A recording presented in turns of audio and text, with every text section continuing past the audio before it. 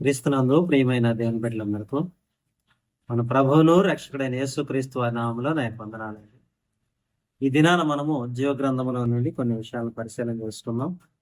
ఈ దినం మన వాక్య ధ్యాన అంశము యోహాను సువార్త 14వ అధ్యాయము 4 నుండి కొన్ని విషయాలను మనము చదువుకుందాం. నేను వెలుచున్న స్థలమునకు మార్గము నీకు తెలియనని చెప్పాను. అందుకు తోమా, ప్రభా, ఎక్కడికి వెళ్ళుచున్నావో మాకు తెలియదే, ఆ మార్గం ఎలాగూ తెలియనని ఆయన అడగగా, యేసు, నేనే మార్గమును సత్యమును జీవమును, నా ద్వారానే తప్ప ఎవడను తండ్రి యొద్దకు రాడు. చదవండి వాక్య భాగాన్ని బట్టి చిన్న ప్రార్థన చేసుకుందాం. ప్రేమ కలిగిన మా తండ్రి, కృపగల మా నాయన, దయగల మా దేవ, మీ పరిశుద్ధమైన ఘనమైన శ్రేష్టమైన నామనకు వేలాది స్తుతులు స్తోత్రాలు తండ్రి. మరి ముఖ్యంగా ప్రభా, ఈ యొక్క సమయంలో నాయన మీ యొక్క సత్యవాక్యాన్ని మేము ధ్యానించుకొంచుండగా తండ్రి, ఇదిగోనైనా మీ యొక్క సత్యవాక్యములో ఉన్న మర్మమును తండ్రి పరిశుద్ధాత్మ దేవుని ద్వారా మాకు అందించి మాకు బోధించి తండ్రి, దాని ద్వారా మేము స్థిరపడటానికి, నిలబడటానికి, బలపడటానికి నా తండ్రి మాకు సహాయాన్ని దయచేయమని మళ్ళీ వేడుకొంచు ఉన్నాం. మరి ముఖ్యంగా తండ్రి మీ యొక్క సత్యవాక్యమును తండ్రి విభజించుకొని ఉపదేశించుకొని అలా ఉన్నవా లేవా అని పరిశీలించుకొని పరిశోధించుకోండి తండ్రి, మాకు తగిన జ్ఞానమును అందించమని మళ్ళీ వేడుకొంచు.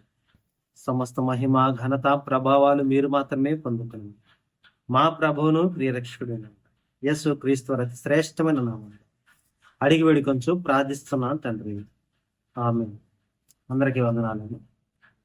చదవబడిన వాక్య భాగాన్ని ఒకసారి మనం పరిశీలన చేసుకుంటే, ఇక్కడ ప్రభువైన యేసు క్రీస్తు వారు చెప్తున్న మాట, నేనే మార్గమును సత్యమును జీవమును. ఈ దినాన మనము మార్గము అనే విషయం గురించి కొన్ని అంశాలను పరిశీలన చేసుకుందాం. ప్రభువైన యేసు క్రీస్తు వారు ఈ భూమి మీదకు వచ్చిన దినాల్లో యేసు క్రీస్తు వారు తనకు తానుగా అనేక రకాల ప్రవచనాలు అనేవి నెరవేరుతున్నట్టుగాను, ఆ యొక్క ప్రవచనాల ద్వారా మీరు క్రీస్తు ప్రభువాన్ని అంగీకరించాలి అని చెప్పేసి చాలా విషయాలు మరి ఇక్కడ శిష్యులకు కానీ శాస్త్రుల పరిచయాలకు కానీ ఆయన బోధించడం అనేది మనము చూస్తా ఉన్నాం. అయితే ఎవరో కూడా మరి తండ్రి యొద్దకు వెళ్ళే మార్గం ఏమిటి, ఈయన మార్గమై ఉన్నాడా లేదా అన్న పరిశీలన వారిలో కనబడలేదన్నమాట. అందుకని ఇక్కడ క్రీస్తు ప్రభు వారు సాక్షాత్తు శిష్యులతోనే చెప్తున్నాడు అనమాట, నేను వెళ్ళే మార్గము మీకు తెలుసు అంటే. తోమా గారు అంటున్నారు, అయ్యా మాకు మార్గము తెలియదు అని చెప్పేసి ఇక్కడ తోమా గారు మాట్లాడుతున్నారు. అప్పుడు క్రీస్తు ప్రభు వారు అంటున్నాడు, నేనే మార్గము. ఎందుకని క్రీస్తు ప్రభు వారు అసలు ఆ మాట అనవలసి వచ్చింది అని గనక మనం జీవగ్రంథంలో పరిశీలన చేస్తే, ఆది కాండము నుండి మనం చూసుకున్నట్లయితే ఆదాము గారి యొక్క ఏదేను తోటను గనక మనం పరిశీలన చేసుకుంటే, ఆదాము గారితో తండ్రి అయిన యెహోవా దేవుడి యొక్క సాన్నిధ్యము సంపూర్ణంగా ఉన్నట్లుగా మనం చూస్తూ ఉంటాం. ఎప్పుడైతే తండ్రి అయిన యెహోవా దేవుడు ఆదాము గారి దగ్గర వస్తాడో, ఆదామా నీవెక్కడ అని అన్నప్పుడు, అయ్యా నీ స్వరము విని నేను దాగుకున్నాను అన్న మాటను మనం చూస్తాం. అంటే దేవుని సన్నిధి అనేది ఒక మనిషితో కలిసి ఉండటము అనేది మనము చూస్తూ ఉన్నాం.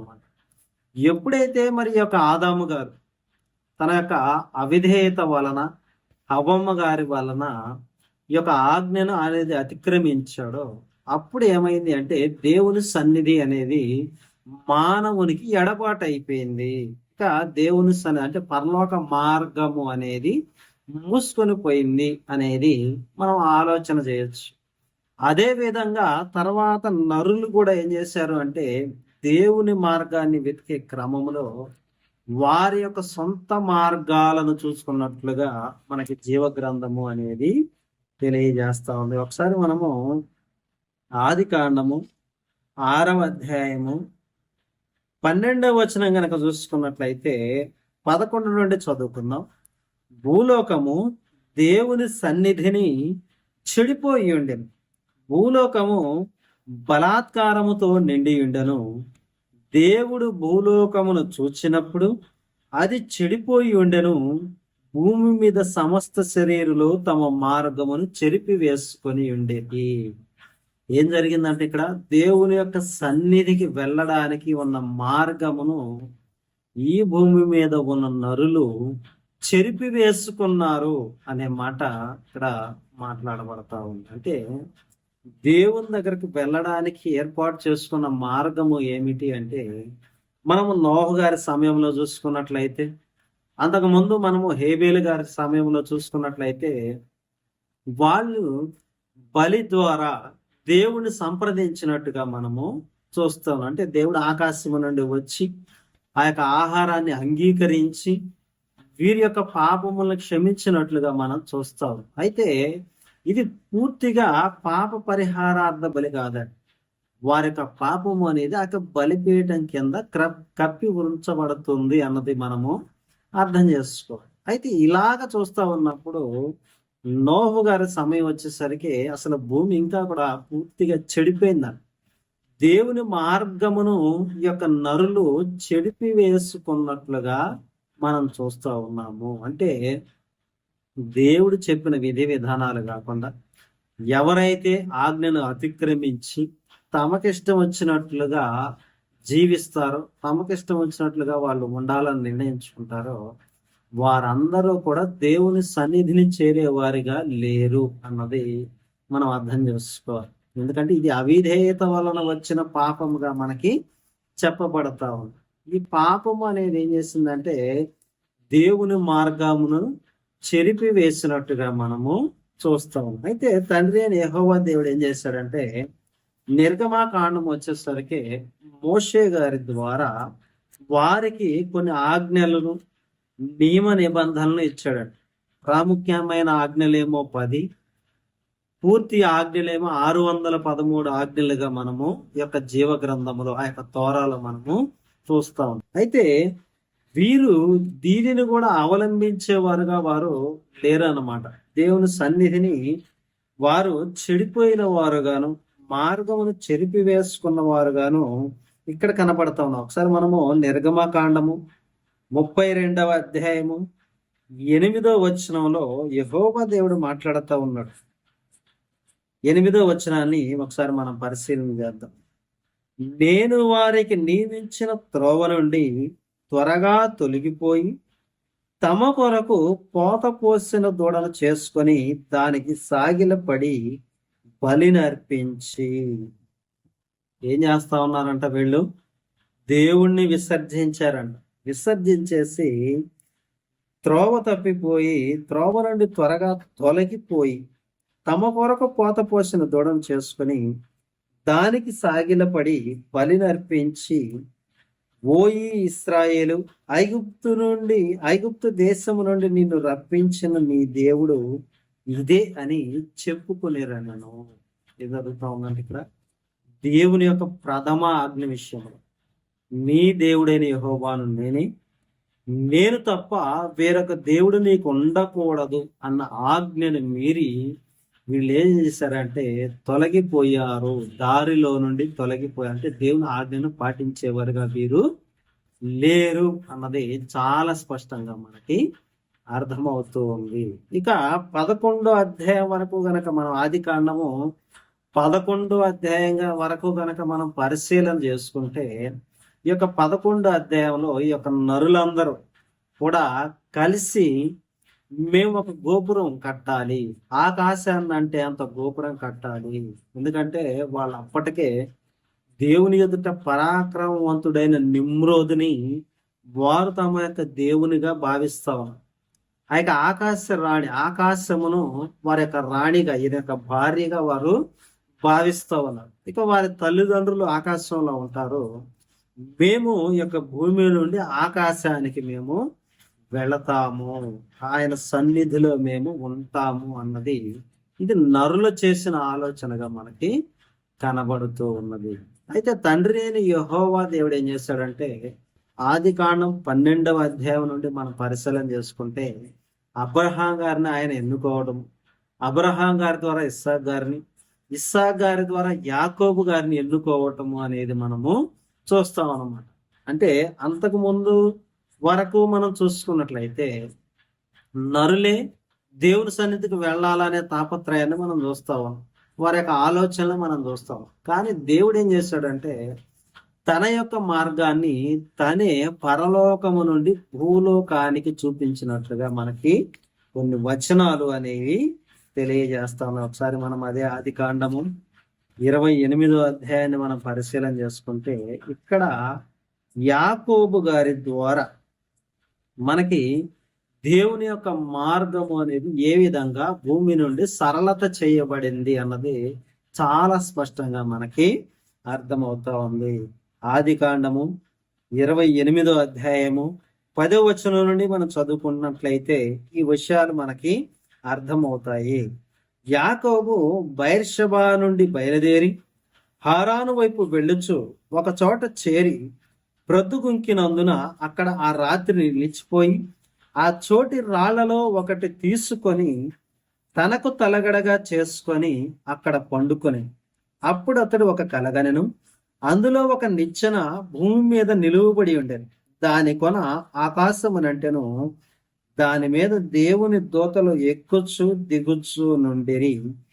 మరియు యెహోవా దానికి పైగా నిలిచి, నేను నీ తండ్రి అయిన అబ్రహాము దేవుడను ఇస్సాకు దేవుడైన యెహోవాను. నీవు పండుకొని ఉన్న ఈ భూమిని నీకును నీ సంతానమునకును ఇచ్చెదను. ఏం చేశాడంటే ఇక్కడ యాకోబు గారు తమ మామ యొక్క లాబాను దగ్గరికి వెళ్ళే క్రమంలో ఇక్కడ మనం చూడవలసింది, ఆయన ఒక రాత్రి హారాను అనే ప్రాంతానికి వైపుగా వెళతా ఉన్నాడు అనమాట. అక్కడ ప్రొద్దుగుంకింది. ఆ రాత్రి ఆయన ప్రాంతంలో నిలిచిపోయాడు. నిలిచిపోయినప్పుడు ఆయన ఏం చేశాడంటే ఒక రాయిని తీసుకొని తనకు తలగడగా ఏర్పరచుకున్నాడు. ఏర్పరచుకున్న తలగడ నుండి ఒక నిచ్చెన అనేది ఆకాశాన్ని అంటుతుంది. అంటే మనిషికి దేవునికి మధ్య ఒక సంబంధము అనేది ఇక్కడ దేవుడు ప్రారంభించినట్లుగా మనము చూస్తా ఉన్నాము. అందులో ఒక నిచ్చెన భూమి మీద నిలవబడి ఉంది. దాని కొన ఆకాశం అంటే ఉంది. అంటే భూమి మీద ఉన్న మానవునికి ఆకాశములో ఉన్న దేవునికి ఒక వారధి అనేది మనము చూస్తా ఉన్నాము. ఈ భూమి మీద గనక మనం కొన్ని మార్గములు పరిశీలించినట్లయితే ఒక ప్రాంతము నుండి ఒక ప్రాంతానికి మనము ప్రయాణం చేస్తాం. అయితే ఈ ప్రయాణం ఎలా ఉంటుంది అని కనుక మనం ఆలోచన చేస్తే డైరెక్ట్ గా భూమి నుండి తండ్రి అయిన యెహోవా దేవుని సన్నిధికి ఉన్నది. పైనేమో యెహోవా దేవుడు మాట్లాడుతూ ఉన్నాడు, కిందేమో యాకోబు గారు వింటా ఉన్నాడు. అంటే రెండు లోకాల మధ్యలో కాన్వర్జేషన్ జరగటానికి ఒక నిచ్చెన అనేది ఏర్పాటు చేసినట్టుగా దేవుడు ఇక్కడ మాట్లాడుతూ ఉన్నాడు. దాని మీద దేవదూతలు ఎక్కుచూ దిగుచూ ఉన్నట్లుగా ఆయన చూస్తూ ఉన్నాడు అన్నది ఇక్కడ మనం అర్థం చేసుకోవాలంటే భూమి మీద నుండి తండ్రి అయిన యెహోవా దగ్గరకు వెళ్ళడానికి ఒక నిచ్చెన అనేది దేవుడే చూపించినట్లుగా, దేవుడే ఏర్పరిచినట్లుగా మనము చూస్తా ఉన్నాం. అయితే మెలకువ తెలిసిన వెంటనే యాకోబు గారు ఏం చేశారంటే ఆ యొక్క రాయిని తీసుకొని నిలువబెట్టి ఆ యొక్క రాయి కొన మీద ప్రతిష్ఠ చేశాడు అనమాట.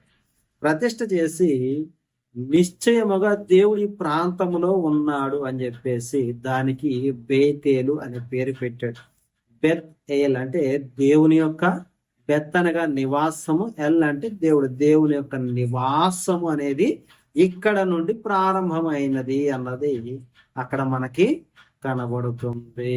ఇక్కడ కనుక మనం పరిశీలన చేసుకుంటే ఈ వారధి ఎవరు అని కనుక మనం ఆలోచన చేస్తే మన ప్రభు అయిన యేసు క్రీస్తు వారే ఒక వారధి. అంతేనా? దేవుడు ఒక్కడే, దేవునికిని నరులకును మధ్యవర్తియు ఒక్కడే. అలాగనే దేవునికి నరునికి, యాకోబు గారికి తండ్రి అయిన యెహోవా దేవునికి మధ్యలో అనుసంధానించడానికి పైన ఆయన మాట్లాడుతూ ఉన్నాడు, కింద ఈయన వింటా ఉన్నాడు.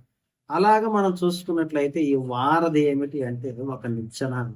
ఇది ప్రభు అయిన యేసు క్రీస్తు వారిని సూచిస్తూ ఉన్నది. అయితే నరులు దేవుని యొక్క మార్గమును వారు కనుగొనట్లేదండి. దేవుని మార్గము నుండి వారి సొంత మార్గాలు వారు ప్రయత్నం చేస్తా ఉన్నారు. అదే మనం నిర్గమకాండ 32:8 చూస్తా ఉన్నాం. వారు ఏం చేస్తా ఉన్నారంట? దారి తొలగిపోయి తమకిష్టం వచ్చిన వారిని వాళ్ళు ఆరాధిస్తా ఉన్నారు, పూజిస్తా ఉన్నారు. బంగారం దూరం చేసుకొని, ఇదిగో ఐగుప్తు దేశంలో నుండి మమ్మల్ని రక్షించింది ఇదే అని చెప్పేసి వాళ్ళు విగ్రహారాధన వైపు మొగ్గు చూపించినట్లుగా మనము చూస్తా ఉన్నాము. అయితే యెషయా గ్రంథంలో కూడా వీరిని గురించి కొన్ని మాటలు చెప్తున్నాడు అనమాట. యెషయా గ్రంథము 53వ అధ్యాయాన్ని గనక మనం పరిశీలన చేసుకుంటే 6వ వచనంలో ఒక మాట మనకి బోధపడతా ఉంది. యెషయా గ్రంథము 53వ అధ్యాయము 6వ వచనం. మనమందరము గొర్రెల వలె త్రోవ తప్పిపోతిమి, మనలో ప్రతి వాడును తనకిష్టమైన త్రోవకు తొలగను. ఇక్కడ ఏం చెప్తున్నాడంటే, మనమందరము త్రోవ తప్పిపోతుంది. యెషయా గారి ద్వారా ఈ మాట అనేది చెప్పబడతా ఉంది. మనలో ప్రతివాడు తనకిష్టమైన త్రోవన తొలగిపోతా ఉన్నాడు. అంటే దేవుని మార్గంలో వీళ్ళు ఉండట్లేదు. అందుకే 8వ వచనంలో అంటున్నాడు, అన్యాయపు తీర్పులందిన వాడై అతడు కొనుక్కోబడిను, అతడు నా జనుల అతిక్రమములను బట్టి మొత్తబడిన కదా, సజీవుల భూమిలో నుండి అతడు కొట్టివేయబడెను. ఏం జరుగుతుందంటే, ఇక్కడ క్రీస్తు వారిని గురించి చెప్పేటప్పుడు సజీవుల భూమిలో నుండి అతను కొట్టివేయబడెను. మన క్రీస్తు వారిని చూస్తున్నాం కదా ప్రతి దాంట్లో, ఎక్కడ కూడా అదే అంటున్నాడు. అతడు నా జనుల అతిక్రమములను బట్టి మొత్తబడెను కదా. అంటే ఈ యొక్క త్రోవ తప్పిన వారి విషయమై శిక్ష, దోషం అనేది ఎవరి మీదకి వస్తా ఉందంటే, ఇక్కడ ప్రభైన యేసుక్రీస్తు వారి మీదకి వస్తా ఉందన్నమాట. అయినను అతని తరము వారిలో ఈ సంగతి ఆలోచించిన వారు ఎవరు? ఈ మార్గమును గురించి, త్రోవ తప్పిపోయిన వారిని గురించి ఎవరు కూడా, ఇదిగో మనం దేవుణ్ణి ఈ విధంగా మనము దగ్గరికి చేరుకోవటానికి ఈ యొక్క ప్రయాణం అనేది ఉన్నది అనేది వారికి అర్థం కావట్లేదని. ఎందుకంటే వీళ్ళు దోషాలు చేస్తూ ఉన్నారు, అతిక్రమములు చేసేస్తా ఉన్నారు. వీటి వల్ల ఏమవుతుందంటే, వీరికి దేవుడు కనపడట్లేడు, దేవుడికి వీరు కనపడట్లేదు అనమాట. ఒకసారి మనం అదే యెషయా గ్రంథము 59వ అధ్యాయం 1వ వచనం చూసుకున్నట్లయితే, మీ దోషములు మీకును మీ దేవునికి అడ్డముగా వచ్చెను, మీ పాపములు ఆయన ముఖమును మీకు మరుగుపరచెను. ఏం జరిగిందంటే, యెహోవా దేవుని యొక్క మార్గము అనేది వీరికి తెలియబడట్లేదు, అందరూ త్రోవ తప్పిపోయారు అని చెప్పేసి లేఖనాలు అనేవి సెలవిస్తాం. అయితే త్రోవ తప్పిన వారిని తండ్రి యొద్దకు తీసుకుని రావడానికి వచ్చిన ఒక వ్యక్తి ఎవరు అంటే, మన ప్రభు అయిన యేసుక్రీస్తు వారు. తండ్రి అయిన యెహోవా దేవుని పాపిగా ఉన్న నరుణ్ణి కలపడానికి వచ్చిన వ్యక్తే, మధ్యవర్తే మన ప్రభు అయిన యేసుక్రీస్తు వారు. ఈయన మాత్రమే ఆ యొక్క వారధిగా మనకి కనబడుతుంది. అందుకే ఆయన చెప్తున్న మాట, మీరు ఏ మార్గాలు వెతుకుతున్నారేమో.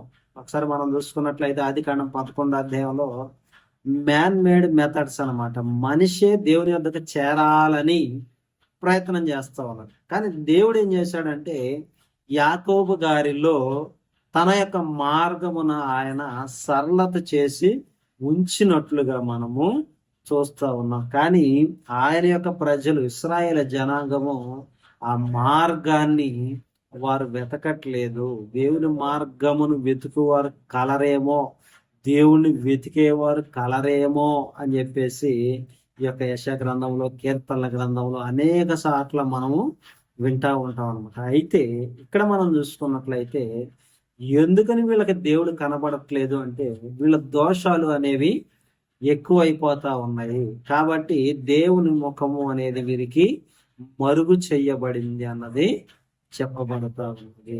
అటువంటి పాపముల నుండి, అటువంటి దోషముల నుండి మనల్ని అందరినీ విడిపించి దేవుని వద్దకు తీసుకొని రావడానికి మార్గమే మన ప్రభు అయిన యేసుక్రీస్తు వారుగా ఆయన ఈ మాట మాట్లాడుతున్నాడు, నేనే మార్గమును.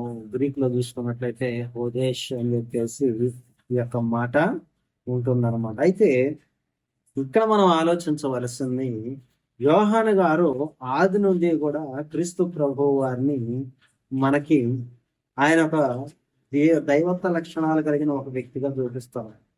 అయితే ఆయన మొదటి అధ్యాయంలో చెప్పేటప్పుడే 51వ వచనంలో ఒక మాట అంటా ఉన్నాడు, మరియు ఆయన మీరు ఆకాశము తెరవబడుటయు దేవుని దూతలు మనుష్య కుమారునికి పైగా ఎక్కుటయో దిగుటయో చూతురని మీతో నిశ్చయముగా చెప్పుచున్నాను. ఇక్కడ మనకి యాకోబు గారికి చూపించిన దర్శనం ఇక్కడ మనకి రివీల్ చేయబడతా ఉంది. ఆకాశం తెరవబట్టయు దేవుని దూతలు మనుష్య కుమారునికి పైగా ఎక్కుటయును దిగుటయును. అంటే దేవుని యొక్క లోకము అనేది ఎవరికి తెలుసు? ప్రభువైన యేసుక్రీస్తు వారికి మాత్రమే తెలుసు అన్నమాట. ఆయనే పరలోకము నుండి భూమి మీదకు వచ్చిన వాడిగా, ఆయనే మరలా భూమి మీద నుండి తిరిగి తండ్రి వద్దకు వెళ్ళేవాడిగా మనకి లేఖనాలు అనేవి సెలవిస్తా ఉన్నాయి. ఒకసారి మనం యోహాను సువార్త 11వ అధ్యాయము 3వ వచనం కనుక చూసుకున్నట్లయితే, తండ్రి తన చేతికి సమస్తమును అప్పగించిననియు తాను దేవుని యొద్ద నుండి బయలుదేరి వచ్చిననియు దేవుని యొద్దకు వెళ్ళవలసి ఉన్నదనియు యేసు ఎరిగి. ఏంటంటే ఇక్కడ దేవుని యొద్ద నుండి వచ్చింది ఆయనే, మరలా తిరిగి దేవుని యొద్దకు వెళ్ళేది కూడా ఆయనే. ఈ భూమి మీద అనుకోండి మనకు కొన్ని ట్రావెలింగ్ ఏజెంట్స్ ఉంటాయి, కొంతమంది గైడెన్స్ ఇచ్చేవాళ్ళు మనకు ఉంటారు అన్నమాట. ఎలాగా అంటే పలానా ప్రాంతం మాకు తెలియకపోతే ఈ ప్రాంతాన్ని మేము చూపిస్తాం మీకు అని చెప్పేసి ఒక ట్రావెలింగ్ ఏజెన్సీ ఏం చేస్తుంది అంటే, ఒక మనిషి దగ్గర ధనం తీసుకొని వారిని ఆ ప్రాంతం అంతా చూపించి ఆ ప్రాంతంలో ఉన్న చరిత్ర అంతా వాళ్ళకి వివరించి తీసుకొని మరలా వచ్చుద్ది అనమాట. కానీ పరలోకం గురించి తెలియాలి అంటే, దేవుడి గురించి మనకు తెలియాలి అంటే ఒకే ఒక మార్గం ఉంది, అదే ప్రభువైన యేసుక్రీస్తు వారు. ఆయన మాత్రమే తండ్రి దగ్గర నుంచి వచ్చాడు కాబట్టి తిరిగి వెళ్ళే రూట్ కూడా ఎవరికి తెలుసు? ప్రభువైన యేసుక్రీస్తు వారికి మాత్రమే తెలుసు. అందుకే ఆయన అంటున్నాడు, నేను మార్గం, నా ద్వారా తప్ప ఎవడనో కూడా తండ్రిని చేరుకోలేడు. అంటే తండ్రి అయిన యెహోవా దేవుడు క్రీస్తు అని ఒక శరీరమును మనకు మార్గముగా ఏర్పరచినట్లుగా ఇప్పుడు మనము చూస్తా ఉన్నాము. ఈ మార్గము ఏమిటంటే ఇప్పుడు దేవుని యొద్దకు మార్గం, పరలోక మార్గముగా మనకి కనబడుతుంది. ఎవరైతే క్రీస్తుని అంగీకరిస్తారో, క్రీస్తు ప్రభువులో ఉంటారో వారు మాత్రమే ఈ యొక్క మార్గములో వెళ్ళేవారుగా ఉంటారు. ఎందుకంటే క్రీస్తు ప్రభువు వారికి తప్ప తండ్రి మార్గం ఎవరికి కూడా తెలియదు అన్నది మనం అర్థం చేసుకోవాలి. ఇక మనం మిగతా విషయాలను కూడా పరిశీలన చేసుకున్నట్లయితే, ఈ బయట మనం ఏ విధంగా ట్రావెలింగ్ ఏజెన్సీ చూస్తున్నామో, ఈరోజు కొన్ని సంస్థలు కూడా ట్రావెలింగ్ ఏజెన్సీ లాగా తయారైపోయినాయి అనమాట. మేము కూడా మీకు దేవుణ్ణి చూపిస్తాము, ఇదిగో మా సంఘానికి రండి, మా సంస్థకు రండి అని చెప్పేసి వాళ్ళు మాట్లాడటం అనేది మనము చూస్తున్నాము. మనం ఒక విషయాన్ని గమనించాలి, ఈ భూమి మీద ఏ నరుడు కూడా, ఇంతకుముందు చనిపోయిన వ్యక్తి కావచ్చు, ఇక బతికిన వ్యక్తి కావచ్చు, ఇక ముందు పుట్టబోయే వ్యక్తి కావచ్చు, ఎవరికి కూడా దేవుని మార్గము అనేది తెలియదండి. ఎవరైతే యేసు ప్రభువు వారిని గుర్తెరుగుతారో వారు మాత్రమే, యేసు వారి ద్వారా మాత్రమే ఆ యొక్క మార్గము అనేది మనకి తెలియబడుతుంది. కానీ ఏ యొక్క సంస్థ పేరు పెట్టుకొని మేము కూడా మిమ్మల్ని అక్కడికి తీసుకెళ్తామంటే, ఒక ట్రావెలింగ్ ఏజెన్సీ లాగా పరలోకానికి ఇదిగో మేము కూడా మిమ్మల్ని తీసుకువెళ్తాము అనడానికి అవకాశము అనేది లేదండి. ఏ సంస్థకే లేదు, ఏ సంఘమునకు లేదు. ఒక క్రీస్తు ప్రభువు వారికి, క్రీస్తు సంఘమునకు తప్ప ఈ అవకాశం ఎవరికి కూడా లేదు అన్నది మనము అర్థం చేసుకోవాలి. ఇదే మాట పౌలు గారు రోమియోలతో కూడా మాట్లాడుతూ ఉన్నాడు. ఒకసారి మనం రోమిలకు రాసిన పత్రిక 3వ అధ్యాయము 12వ వచనం చూసినట్లయితే, అందరూ త్రోవ తప్పి ఏకముగా పనికి వాళ్ళ వారైరి, మేలు చెయ్యువాడు లేడు, ఒక్కడైనను లేడు. అందరూ త్రోవ తప్పి ఏకముగా పనికి మాలిన వారైపోయారు అని చెప్పేసి చాలా స్పష్టంగా ఇక్కడ లేఖనం అనేది మాట్లాడుతున్నాడు. అంటే దేవుని మార్గము అనేది వీళ్ళు గుర్తించట్లేదు, క్రీస్తు ప్రభువు వారు అనే మాట వీళ్ళు గుర్తించట్లేదు అన్నది మనము అర్థం చేసుకోవాలి. ఈ దినాన అన్నిల్లో కూడా యేసుపై వ్యతిరేకత, క్రీస్తు వారిపై వ్యతిరేకత అనేది మనం చూస్తాం. అదే విధంగా క్రైస్తవుల్లో కూడా ఈ వ్యతిరేకత ఉందండి. మేము యేసువారిని ప్రకటిస్తాం కానీ ఆయన మా శిరస్సుగా మేము పెట్టుకోము. మేము యేసువారి ద్వారా భుక్తి పొందుతాం కానీ ఆయన శిరస్సుగా మేము అంగీకరించము. ఎందుకంటే మా సంఘాలను స్థాపించింది భూమి మీద ఒక జీవము లేని వ్యక్తి అన్నది వాళ్ళకి అర్థము కావట్లేదు. అందుకే పేతురు రాసిన మొదటి పత్రిక 2వ అధ్యాయము 15వ వచనాన్ని మనం చూసుకున్నట్లయితే, 2వ అధ్యాయము 1 పేతురు 2వ అధ్యాయం 15వ వచనం, ఎలైనగా మీరిట్లు యుక్త ప్రవర్తన గలవారై అజ్ఞానముగా మాట్లాడు మూర్ఖుల నోరు మోయుట దేవుని చిత్తము, స్వతంత్రులై ఉండి దుష్టత్వమును కప్పిపెట్టుటకు మీ స్వాతంత్రముని వినియోగపరచక దేవుని దాసులమని లోబడి ఉండుడి. అందరినీ సన్మానించుడి, సహోదరుని ప్రేమించుడి, దేవునికి భయపడుడి, రాజుని సన్మానించుడి. ఈరోజు క్రీస్తు ప్రభు వారిని ఎవరు కూడా సన్మానించట్లేదు. వారికి సంస్థల అధినేతలని, వారు ఏ విధంగా అయితే మరి సంస్థలు ప్రారంభం చేశారో దాన్ని చెప్పి ఈ యొక్క మనుషులు అనేది రాబడతా ఉన్నారు. కానీ క్రీస్తు ప్రభు వారి త్యాగాన్ని, దేవుని యొక్క సంకల్పమును, క్రీస్తు ప్రభు వారి యొక్క సంఘమును గురించి వారికి ఏ విధంగా ఆలోచన కూడా లేదన్నమాట. అందుకే ఇక్కడ అన్నాడు, సన్మార్గులకు మెప్పు కలుగుటకును రాజు వలన పంపబడిన వారిని వారికి లోబడి ఉండండి. ఎవరికి లోబడి ఉండాలంట?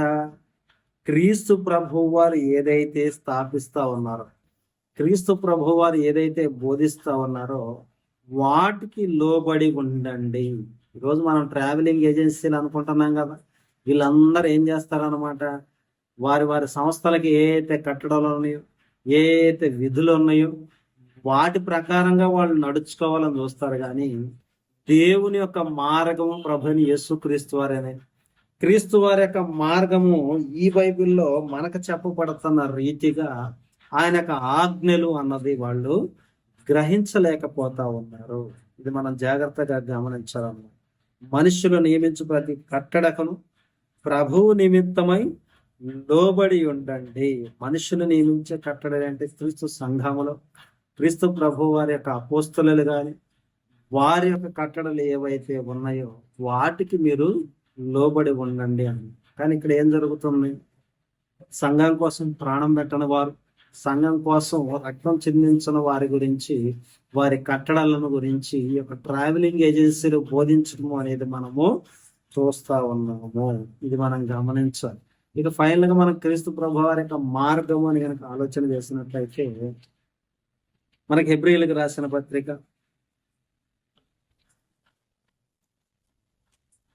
10వ అధ్యాయము 19-20 వచనాలను చదువుకున్నాం. సహోదరులారా, యేసు మన కొరకు ప్రతిష్ఠించిన మార్గమున అనగా నూతనమైనదియు జీవము గలదియు ఆయన శరీరమున తెర ద్వారా ఏర్పరచబడినదియు నైన మార్గమున ఆయన రక్తము వలన పరిశుద్ధ స్థలములో ప్రవేశించుటకు మనకు ధైర్యము కలిగి ఉన్నది గనుకను.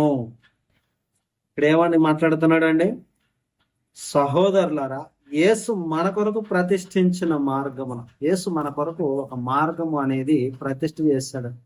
అక్కడ అదే విధంగా మనం యాకోబు గారిలో చూసుకున్నట్లయితే ఆయన ఒక రాయిని ప్రతిష్ఠించాడు కదా, అలాగని ఇక్కడ క్రీస్తు ప్రభు వారు కూడా ప్రతిష్ఠింపబడ్డాడు అనమాట. తండ్రి అయిన యెహోవా దేవుని ద్వారా ప్రతిష్ఠింపబడి ఆ యొక్క మార్గము అనేది సమస్త మానవాళికి సుగమం అయిపోయింది. ఈ మార్గముని ప్రతి ఒక్కళ్ళు కూడా రావాలి అన్నది తండ్రి అయిన యెహోవా దేవుని యొక్క పిలుపుగా మనము చూస్తా ఉన్నాం అనమాట. ఇది నూతనమైనది, జీవము గలదియు. ఈ మార్గము జీవము గలది అని చెప్పేసి మాట్లాడుతూ ఉన్నాను.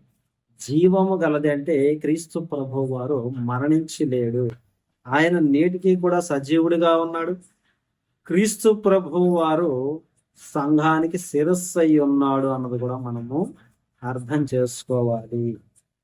అను తెర ద్వారా ఏర్పరచబడినదియునైన మార్గమున ఆయన రక్తము వలన పరిశుద్ధ స్థలములో ప్రవేశించుటకు మనకు ధైర్యము కలిగి ఉన్నది. ఆయన రక్తము ద్వారా మనం ఏం చేస్తున్నామంటే ఈ యొక్క పరిశుద్ధ స్థలంలోనికి వస్తున్నాము అన్నది మనము జ్ఞాపకం చేసుకోవాలి. కాబట్టి మన మార్గము ఎవరు అంటే క్రీస్తు ప్రభువు వారు. ఇది ఎవరు ప్రతిష్ఠించారు అంటే తండ్రి అయిన యెహోవా దేవుడు ప్రతిష్ఠించారు. మనం ఎవరి ద్వారా తండ్రిని చేరుతున్నాము అంటే కేవలం క్రీస్తు ప్రభువు వారి ద్వారానే. ఎందుకంటే ఆయనే పరలోకము నుండి వచ్చిన ఆయన, తిరిగి మరలా పరలోకానికి వెళ్ళే ఆయన కూడా ఆయనే. కాబట్టి ఆయనే మనకి మార్గమై ఉన్నాడు. కాబట్టి ఈ విషయం సమస్త మానవాళి తెలుసుకోవాలి. ఇదిగో ఫలానా సంస్థ నన్ను పరలోకానికి చేర్చుద్దంట అనే విషయము మనం ఆలోచన చేయకూడదని. ఎందుకంటే ఏ సంస్థకి కూడా పరలోకం కానీ దేవుని యొక్క మార్గము కానీ తెలియదు. దేవుని మార్గము తెలియాలి అంటే ఇదిగో ఇక్కడికి తీసుకుని రా అంటానికి క్రీస్తు ప్రభువు వారిని మన కొరకు తండ్రి అని యెహోవా దేవుడు పంపించాడు. ఆయన మనల్లందరినీ తన ద్వారా తీసుకొని వెళ్ళడానికి సిద్ధముగా ఉన్నాడు. ఆయన మాత్రమే సజీవుడు, ఆయన మాత్రమే ద్వారము. నా ద్వారా తప్ప అనే మాటను మనము చాలా కరెక్ట్ గా అర్థం చేసుకోవాలండి. మనం ఏ సంస్థ దగ్గరకు పోయి కూడా ఇదిగో నేను పరలోకానికి పోతున్నాను అంటే అది మన వెర్రితనం అవుతుంది, కానీ దేవుని మార్గం అనేది కాదు. దేవుని మార్గం ఎవరికి తెలుసు? కేవలం క్రీస్తు ప్రభు వారికే తెలుసు. ఆయన మాత్రమే వారధి, ఆయన మాత్రమే మధ్యవర్తి, ఆయన మాత్రమే శిరస్సు అయి ఉన్నాడు అన్నది మనందరం కూడా జ్ఞాపకం చేసుకోవాలి. కాబట్టి ఒక మాటలన్నీ మీ యొక్క హృదయాల్లో భద్రపరుచుకుంటారని ఆశిస్తూ మరి నా మాటలు ముగిస్తూ ఉన్నాను. అందరికీ నా వందనాలు.